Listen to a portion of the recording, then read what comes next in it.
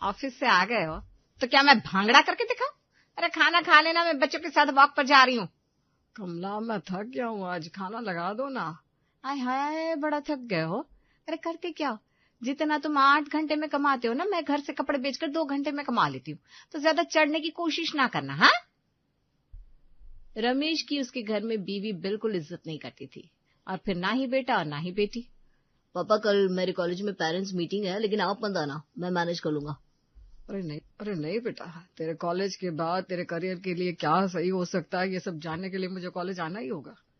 पापा सच बोलूं तो आपका वहां आना ठीक नहीं लगेगा। कॉलेज के बच्चे हैं, सब देखेंगे, आप बस रहने दो, मैं खुद बात कर लूंगा प्रोफेसर से। अरे बेटा मैं तेरा बाप हूँ, शर्म कैसे?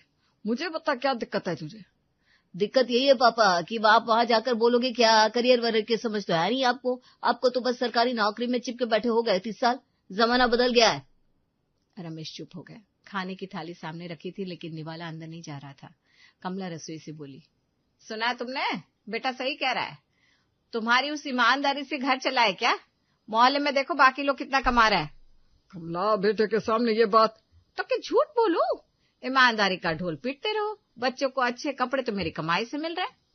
बेटा हंसते हुए अपने कमरे में चला गया। रमेश अकेले बैठे रहे। थाली ठंडी होती रही। तभी छोटी बेटी रिया बाहर से आई, पापा के पास बैठ गई। पापा खाना खाओ ना, ठंडा हो गया। हाँ बेटा खाता हूँ। पापा मुझे पता है आप अच्छे हो, भैया गलत बोल रहे हैं। रमेश की आंखें भर आई। बेटी का हाथ थाम लिया। तू है ना, बस यही काफी है। राकेश ने एक दिन घर आकर बड़े खुश होते हुए कहा, कमला सुनो, मैंने ठान लिया है, इस बार घर की पूरी मरम्मत करवाऊंगा। विकास का कमरा अलग होगा, रिया का अलग, ड्राइंग रूम में नया सोफा लगवाएंगे, किचन भी ठीक करवाते हैं तुम्हारा। कमला ने मुंह बनाया, अरे बंद करो ये ड्रामा। पैसे कहाँ है तुम्हारे पास? पहले महीने का राशन तो ठीक से आता नहीं, ऊपर से घर बनाने चले हो। जितना कमाते हो उसमें तो एक कमरे का रंग भी नहीं होगा ढंग से। कमला मैंने पिछले 2 साल से पैसे जोड़े हैं, 1-1 रुपया बचाया है, बच्चों के लिए तो कर रहा हूँ। हाँ, बड़े आए बच्चों के लिए करने वाले, पहले अपनी औकात दिखाओ। विकास अपनी फोन से नजरें उठाए बिना बोला, पापा सच बोलूं, आप घर में रहते ही कितना हो? सुबह निकल जाते हो, शाम को आते हो थके हुए। आपको क्या पता किस कमरे में क्या चाहिए, ये सब मम्मी देखती है। आप बस पैसे दे दो, बाकी हम मैनेज कर लेंगे। और वैसे भी इतना खर्चा करने की क्या जरूरत है? बेटा इसीलिए तो कर रहा हूँ ताकि तुम्हें किसी चीज की कमी ना हो। कल को तू बड़ा होगा, घर अच्छा होगा तो तुझे भी अच्छा लगेगा। पापा प्लीज ये लेक्चर मत दो, आपसे नहीं होगा ये सब। राकेश चुप हो गए। तभी रिया रसोई से बाहर आई, उसे सब सुन लिया था। भैया बस करो, पापा हमारे लिए कर रहे हैं और तुम हो कि बस मजाक उड़ा रहे हो। तू बीच में मत पड़ रिया। क्यों ना पढ़ू? पापा 2 साल से एक पैसा बचाते रहे, चाय बाहर नहीं पी, खाना ऑफिस से घर लाकर खाया, कोई शौक नहीं किया अपना। और तुम कह रहे हो जरूरत नहीं है? भैया ये घर इनकी वजह से, हमारी वजह से नहीं। रिया ज्यादा बोलना बंद कर। मम्मी पापा गलत नहीं कर रहे, आप लोग क्यों नहीं समझते? पापा ने कभी अपने लिए कुछ नहीं मांगा, हमेशा हम तीनों के बारे में सोचा। राकेश ने रिया की तरफ देखा, आंखें नम थी। रहने दो बेटा। नहीं पापा, आप काम शुरू करवाओ, मैं हूं ना आपके साथ। विकास उदास बैठा था। कमला पास आई। क्या हुआ बेटा, चेहरा क्यों लटका है? मम्मी वो दिल्ली वाला डिजाइनिंग कोर्स है ना, उसमें एडमिशन मिल रहा है मुझे, लेकिन फीस देकर दिल बैठ गया। कितनी है? 3 साल का कोर्स है, कुल मिलाकर 7 लाख। मम्मी यही मेरा सपना है, इसके बाद मेरी जिंदगी बन जाएगी। लेकिन पापा से क्या उम्मीद रखे, इनकी पूरी नौकरी में इतना नहीं बचा होगा। सच कह रहा है, काश इन्होंने थोड़ा इधर उधर किया होता तो आज तुझे ये दिन नहीं देखना पड़ता। ईमानदारी का क्या मिला है इन्हें, बता। दोनों बैठकर बात कर रहे थे कि राकेश दफ्तर से आया, थैला रखा, जूते उतारे। विकास ने मुंह फेर लिया। विकास कब से देख रहा हूँ बेटा तुझे, क्या बात है? कमला बीच में बोली, क्या बताए, 7 लाख चाहिए इसके कोर्स के लिए, और हम जानते हैं तुम्हारे पास फूटी कौड़ी नहीं है। राकेश चुप रहे, उठे, अंदर गए। थोड़ी देर बाद एक फाइल लेकर आया और टेबल पर रखी। विकास ये देख, एफडी थी तेरे नाम की, तूने जब से होश संभाला था तब से जोड़ रहा था, आज तोड़वा दी। 7.5 लाख की है, फीस भी और बाकी खर्चा भी हो जाएगा। विकास की आंखें फटी रह गई। रिया दौड़कर पापा से लिपट गई। पापा तुम सच में सबसे अच्छे हो। सुनो, कुछ तो अच्छा किया तुमने जिंदगी में। सही बोल रही हो माँ, पापा से तो उम्मीद ही नहीं होती है। माँ, तुमने हमेशा पापा की बेइज्जती की, कभी किसी के सामने तो कभी किसी के सामने। तुम्हारे कारण पापा की भाई भी इज्जत नहीं करता। चुप कर, अपना काम कर। और घर के मर्द कैसे होते पता भी है तुझे? तेरी शादी होगी तो पता चलेगा। कोर्स पूरा हुआ, विकास को अच्छी नौकरी मिली, घर में खुशी थी, लेकिन राकेश के साथ कुछ नहीं बदला। मम्मी, मेरी सैलरी आ गई, चलो बाहर खाना खाते हैं। हाँ चल बेटा। मैं भी चलूं ना? पापा, आप तो रहने दो, आपको ये सब पसंद भी नहीं है, घर पर आराम करो ना। राकेश चुप। रिया ने पापा की तरफ देखा। भैया, पापा भी चलेंगे। रिया, तू बीच में मत पड़, पापा को खुद बोलना चाहिए था ना जोर से। नहीं बेटा, तुम जाओ, मैं यही ठीक हूँ। फिर एक दिन विकास की शादी तय हुई। घर में रौनक थी, बाहर से मेहमान आए, दोस्त आए। यार, तेरे पापा कौन है? वो बस सरकारी नौकरी वाले है, कुछ खास नहीं। रिया पास खड़ी थी, उसने सुन लिया, दिल भर आया। शादी की रात राकेश कोने में कुर्सी पर बैठे थे, सजे हुए कपड़े, चेहरे पर मुस्कान, लेकिन आंखें सब कह रही थी। रिया पापा के पास आकर बैठ गई। पापा, खुश हो ना?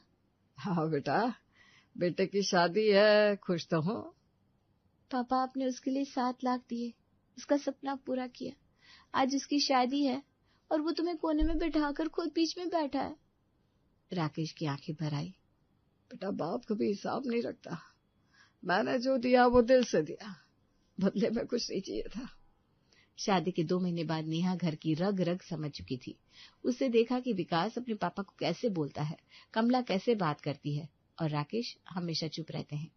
बस यही काफी था। एक शाम राकेश खाने की टेबल पर बैठे थे, सामने घी वाली दाल थी। हाथ बढ़ाया। पापा जी रुकिए, ये घी महंगा आता है, पहले विकास खा ले, बचेगा तो आपको देंगे। बेटा, थोड़ा सा घी के बिना रोटी खाई नहीं जाती। राकेश ने हाथ वापस खींच लिया। कमला ने देखा, कुछ अजीब लगा, लेकिन चुप रही। 3 दिन बाद घर में पड़ोसन सविता आई थी। सब ड्राइंग रूम में बैठे थे। राकेश ने बड़े सोफे पर बैठकर अखबार खोला। नेहा अंदर से आई। पापा जी, आप यहाँ? विकास और मैं यहाँ बैठते ना शाम को, आपकी वो वाली कुर्सी है, वहां पर बैठ जाइए कोने में। सविता का मुंह खुला रह गया। राकेश उठे, कोने वाली कुर्सी पर जाकर बैठ गए चुपचाप। कमला की नजर राकेश पर गई, फिर नेहा पर, लेकिन कुछ बोला नहीं। अगले हफ्ते घर में कोई बात चल रही थी, पड़ोस में कोई मकान बिक रहा था, तो राकेश बोले, देखो वो मकान अच्छी जगह है, अगर कोई लेना चाहे तो। पापा जी, आप रहने दीजिए, प्रॉपर्टी की आपको क्या समझ, विकास और मैं देख लेंगे, आप बस अपनी चाय पियो। राकेश के मुंह से बात अधूरी रह गई, लेकिन विकास हंसा। कमला ने नेहा को देखा, फिर राकेश को। राकेश की आंखें नीची थी। कुछ खटका, पहली बार, लेकिन कमला फिर भी चुप रही। रात को कमला अकेले रसोई में बर्तन रख रही थी, दिमाग में नेहा की बातें घूम रही थी। खाने से रोका, बैठने से रोका, बोलने से रोका। रिया की शादी तय हुई, घर में खुशी थी, लेकिन कमला के माथे पर लकीरें थी। कमला ने विकास को बुलाया। बेटा, रिया की शादी है, तू बड़ा भाई है, कुछ जिम्मेदारी उठाएगा ना? मम्मी, मेरे अपने ही बहुत खर्चे हैं, EMI है, नेहा की ज्वेलरी का उधार है, मैं क्या करूं? अरे बेटा, बहन है तेरी। तभी नेहा अंदर आई। मम्मी जी, सच बोलूं तो बेटियों की शादी माँ बाप की जिम्मेदारी होती है, हमने थोड़ी ना पैदा की है, और वैसे भी विकास पहले ही बहुत कर चुका है इस घर के लिए। नेहा बेटा, विकास ने क्या किया है इस घर के लिए? अरे मम्मी जी, विकास यहाँ रहता है, खर्चा उठाता है। नेहा सही कह रही है मम्मी, तुमने और पापा ने पहले सोचना चाहिए था, 2 बच्चों की जिम्मेदारी कैसे निभाओगे, हम क्यों भरे ये बिल। कमला के पैरों तले जमीन खिसक गई। जिस बेटे के साथ मिलकर उससे सारी उम्र राकेश को कोसा था, वही आज कह रहा था कि बहन उसकी जिम्मेदारी नहीं। कमला की आवाज कांपी। विकास, रिया तेरी बहन है। मम्मी, भावनाओं से घर नहीं चलता, पैसे से चलता है। उसी रात राकेश देर से घर आए। कमला रो रही थी। क्या हुआ? कमला ने सब बताया। राकेश चुपचाप सुनते रहे, फिर धीरे से मुस्कुराए। कमला, मेरी इकलौती बेटी है रिया, उसके लिए तो मैंने तब से सोचना शुरू कर दिया था जब वो 10वीं में थी।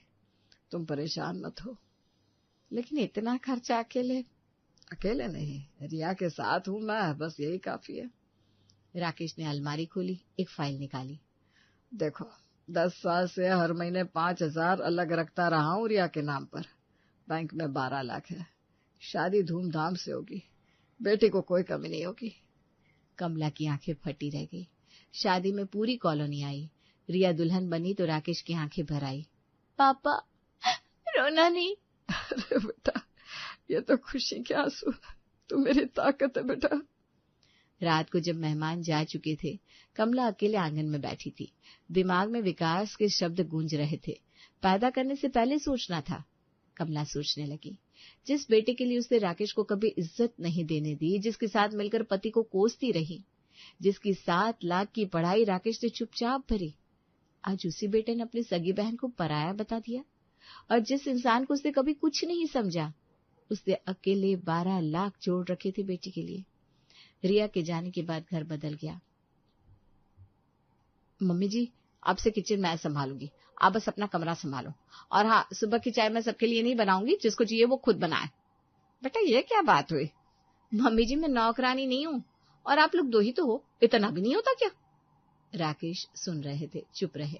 एक शाम राकेश टीवी देख रहे थे। नेहा आई और बिना कुछ बोले रिमोट उठाकर चैनल बदल दिया। बेटा मैं खबर देख रहा था। पापा जी, सारा दिन खबरें ही तो देखते रहते हो, मुझे मेरा सीरियल देखना है।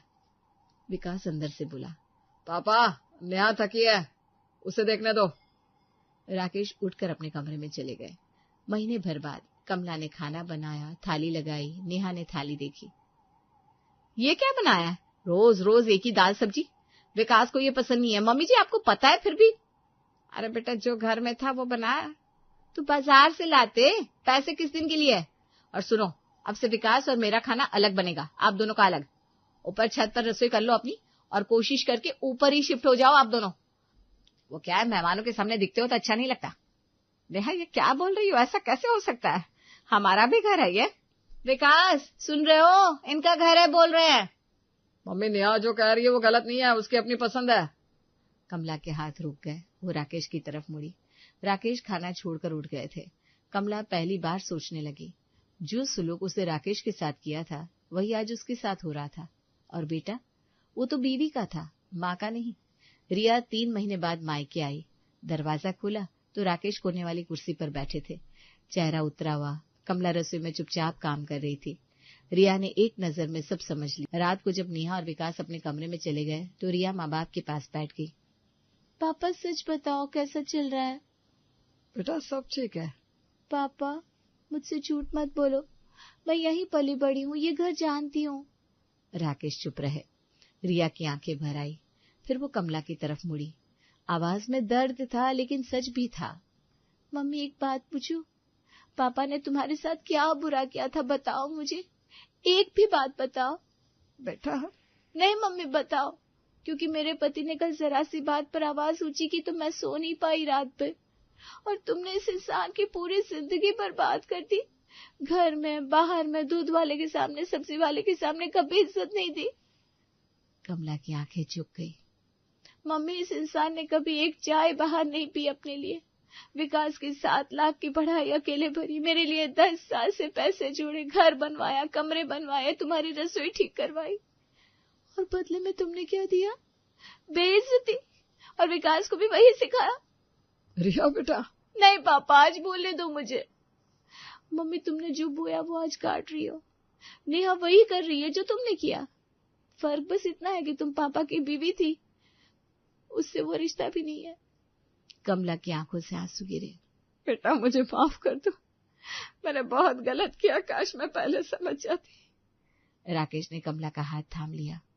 कमला, जो हुआ सो हुआ। रिया ने पापा को गले लगाया। पापा, जो भी फैसला लूं मैं साथ हूँ। इस घर में रहो या कहीं और जाओ, मेरा दरवाजा हमेशा खुला है। सुबह रिया चली गई। विकास अपने कमरे से बाहर भी नहीं आया, ना पूछा बहन कैसी है, ना रुकने को कहा, ना दरवाजे तक छोड़ने आया। राकेश दरवाजे पर खड़े रिया की गाड़ी को जाते देखते रहे। कमला पीछे खड़ी थी। उसकी नजर बंद कमरे पर गई। जिस बेटे के लिए उसने सब किया, वो अंदर बीवी के साथ हंस रहा था। 2 दिन बाद रात का खाना खत्म हुआ। नेहा ने इशारा किया विकास को। पापा, एक बात करनी थी। बोलो बेटा। ये मकान आपने अपने नाम कर रखा है, अब आप बूढ़े हो चुके हो, कल को मर गए तो रिया आ जाएगी हक मांगने, फिर कौन करेगा कोर्ट कचहरी। अब ये मकान ना मेरे नाम कर दो, कागज भी तैयार है, बस साइन करने आपको। राकेश ने विकास को देखा, फिर नेहा को। बेटा मैं अभी जिंदा हूँ। हाँ तो क्या हुआ, कल को कुछ हो गया तो झंझट होगी, चलो अभी कर दो साइन। सुनो, बेटे का घर है ना ये, कर दो उसके नाम। कमला तुम भी? पापा जी सच बोलूं तो आप यहाँ रहते हो हमारी वजह से। हम हैं तो घर चल रहा है, तो मकान तो विकास के नाम होना ही चाहिए। नेहा बेटा, ये मकान मैंने अपने खून पसीने से बनाया है। हाँ, तो अब विकास का खून पसीना लग रहा है ना इसमें, आगे भी लगेगा, कर दो ना। और अगर मैंने नहीं किया तो? नेहा ने विकास की तरफ देखा। विकास बताओ इन्हें। पापा, मकान मेरे नाम करो, वरना आप दोनों कहीं और देखो अपना, हम किराए पर जगह ले लेंगे। विकास ये क्या बोल रहा है तू, हम कहाँ जाएंगे? मम्मी तुम्हें क्या दिक्कत है, मकान तुम्हारा ही रहेगा, बस कागज पर नाम मेरा होगा। बेटा, कागज पर नाम और असलियत में फर्क नहीं होता। पापा जी आप ना बहुत सोचते हो, सीधी बात है, मकान दो, यहाँ रहो, नहीं देना तो फिर अपना बंदोबस्त करो। हाँ बेटा, हम बूढ़े हो रहे हैं, कहाँ जाएंगे? मम्मी ये तुम्हें पहले सोचना था, पापा को समझाओ ना। राकेश उठे, बिना कुछ बोले अपने कमरे में चले गए। कमला वहीं खड़ी रही। नेहा रसोई में चली गई। विकास सोफे पर बैठकर फोन देखने लगा। कमला की नजर उस दरवाजे पर गई जहां राकेश अंदर गए थे। जिस घर को उन्होंने ईंट ईंट जोड़कर बनाया था, आज उसी घर में उनसे पूछा जा रहा था, रहोगे या जाओगे? विकास और नेहा के मायके गए थे। 3 दिन की शादी थी। जाते वक्त विकास ने राकेश से कहा, पापा हम लौटेंगे तो मकान के कागज तैयार रखना, इस बार सीधे हाँ चाहिए। राकेश ने कोई जवाब नहीं दिया। 3 दिन बाद विकास और नेहा टैक्सी से उतरे। नेहा हाथ में शॉपिंग बैग लिए थी। विकास खुश था, लेकिन दरवाजे के बाहर उनका सारा सामान रखा था। कपड़े, बर्तन, नेहा का ज्वेलरी बॉक्स, विकास का लैपटॉप, सब कुछ करीने से रखा था। दरवाजे पर ताला था। ये क्या है? तभी पड़ोसन सविता आई, हाथ में एक लिफाफा था। विकास बेटा, तेरे पापा ने दिया था, कहा था जब तू आए तो दे देना। विकास ने कांपते हाथों से लिफाफा खोला। राकेश की लिखावट थी, साफ और मजबूत। विकास और नेहा, यह घर मैंने अपनी जिंदगी की कमाई से बनाया था। एक एक ईंट में मेरा पसीना है। तुमने इसी घर में बैठकर मुझसे यह घर मांगा। तुमने सोचा था कि बूढ़े माँ बाप को वृद्धाश्रम भेज दोगे और घर पर कब्जा कर लोगे। हमने ये घर एक चैरिटी को दे दिया है। कानूनी कागजात हो चुके हैं। रिया को भी पता है, उसे कोई एतराज नहीं है। वो हमारे फैसले में हमारे साथ है, जैसे हमेशा रही है। हम कुछ दिनों के लिए घूमने जा रहे हैं, जिंदगी में पहली बार सिर्फ अपने लिए। विकास, तूने कहा था ना, पैदा करने से पहले सोचना था। आज हम कह रहे हैं कि जो इंसान अपने बाप की इज्जत नहीं कर सकता, उसे घर देने से पहले हमें सोचना था, और हमने सोच लिया। ये कानूनी नोटिस है। इस घर में आने की और रहने की कोई जरूरत नहीं है। कोई और बंदोबस्त देखो। राकेश और कमला। विकास के हाथ से चिट्ठी गिर गई। वो वहीं बैठ गया, सिर हाथों में ले लिया। नेहा की आंखों से आंसू बह रहे थे। विकास अब क्या होगा? किराए का घर, EMI सब कैसे होगा? विकास चुप था। सविता पड़ोसन वहीं खड़ी थी। उसने कोई सहानुभूति नहीं दिखाई, बस इतना बोली, बेटा जो बोते हो वही काटते हो। उधर राकेश और कमला ट्रेन में बैठे थे, खिड़की से बाहर देख रहे थे। पहली बार दोनों के बीच में कोई बोझ नहीं था। कमला ने राकेश का हाथ थामा।